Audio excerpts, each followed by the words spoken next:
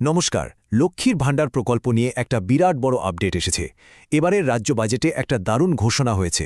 তো কি সেই ঘোষণাটা? কারা কারা এর সুবিধা পাচ্ছেন, আর সবচেয়ে বড় কথা, কবে থেকে পাচ্ছেন? চলুন একদম সহজ করে পুরো ব্যাপারটা বুঝে নেওয়া যাক। তো প্রথমেই আসা যাক একেবারে আসল খবরটায়, মানে যেটার জন্য সবাই অপেক্ষা করে আছে। প্রকল্পের আওতায় যতজন মহিলা আছেন সবার জন্যই কিন্তু মাসিক ভাতা ৫০০ টাকা করে বাড়িয়ে দেওয়া হয়েছে। হ্যাঁ, ঠিকই শুনছেন, সবার জন্য ৫০০ টাকা করে বাড়ছে। আচ্ছা, এই যে ৫০০ টাকা বাড়ল, এর ফলে ঠিক কে কত টাকা করে হাতে পাবেন, আর কবে থেকেই বা এই নতুন টাকাটা পাওয়া যাবে? চলুন পরের স্লাইডে দেখে নে। দেখুন, এখানে পুরো হিসেবটা একদম পরিষ্কার করে দেওয়া আছে। যারা জেনারেল বা ওবিসি ক্যাটাগরিতে পড়েন তারা আগে পেতেন ১,০০০ টাকা, এখন সেটা বেড়ে গিয়ে হচ্ছে ১,৫০০ টাকা। আর যারা এসসি বা এসটি ক্যাটাগরির তারা পেতেন ১২০০ টাকা, এখন পাবেন ১৭০০ টাকা। মানে দেখতেই পাচ্ছেন, দুই ক্ষেত্রেই কিন্তু সোজাসুজি ৫০০ টাকা করে বেড়ে গেল।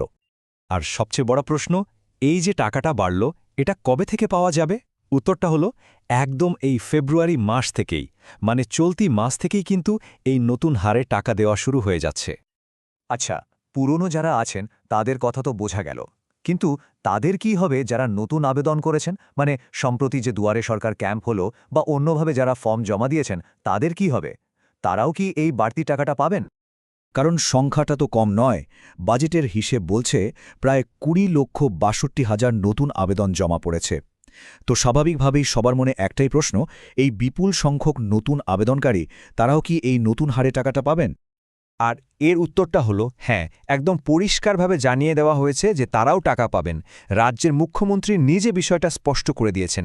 তিনি বলেছেন যারা আবেদন করেছেন তাদেরও প্রকল্পে নেওয়া হবে। তার মানে যারা নতুন আবেদন করেছেন তারাও কিন্তু এই নতুন মানে বর্ধিত হারেই টাকাটা পাবেন। বেশ, তাহলে নতুনরা টাকা পাচ্ছেন, এটা তো পরিষ্কার হলো।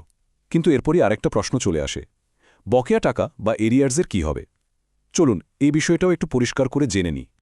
মানে প্রশ্নটা হলো, ধরুন কেউ আবেদন করেছেন কিন্তু টাকা পেতে পেতে কয়েক মাস কেটে গেল, তো মাঝের এই মাসগুলোর জন্য কি কোনো বকেয়া টাকা পাওয়া যাবে? এটার উত্তরও কিন্তু একদম সোজাসাপটা না। কোনো বকেয়া টাকা বা এরিয়া দেওয়া হবে না। যারা নতুন আবেদন করেছেন তাদের টাকা দেওয়া শুরু হবে এই ফেব্রুয়ারি মাস থেকেই। মানে আগের মাসগুলোর জন্য কোনো টাকা আসছে না, পেমেন্ট শুরু হচ্ছে এই মাস থেকেই।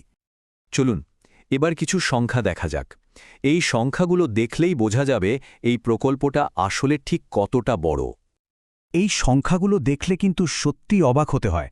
ভাবুন একবার, আগে থেকেই উপভোক্তা ছিলেন প্রায় ২,২১,০০,০০০। এর সাথে এখন নতুন করে যোগ হচ্ছেন আরও প্রায় ২০,৬২,০০০ মানুষ। মানে মোট উপভোক্তার সংখ্যা গিয়ে দাঁড়াচ্ছে প্রায় ২,৪২,০০,০০০-এর কাছাকাছি। আর এত মানুষকে এই বাড়তি টাকাটা দিতে সরকারের বছরে অতিরিক্ত খরচ হবে কত জানেন? প্রায় ১৫,০০০ কোটি টাকা। মানে বুঝতেই পারছেন কি বিশাল একটা ব্যাপার। তো সবটা মিলিয়ে আমরা এই আলোচনাটা শেষ করতে পারি একটা বড় প্রশ্ন দিয়ে। রাজ্যের প্রায় ২.৫ কোটি মহিলার হাতে যখন এই বাড়তি আর্থিক সাহায্যটা পৌঁছাবে, তখন তার আসল সামাজিক আর অর্থনৈতিক প্রভাবটা ঠিক কী হতে পারে? এটা কিন্তু ভাবার মতো একটা বিষয়, তাই না?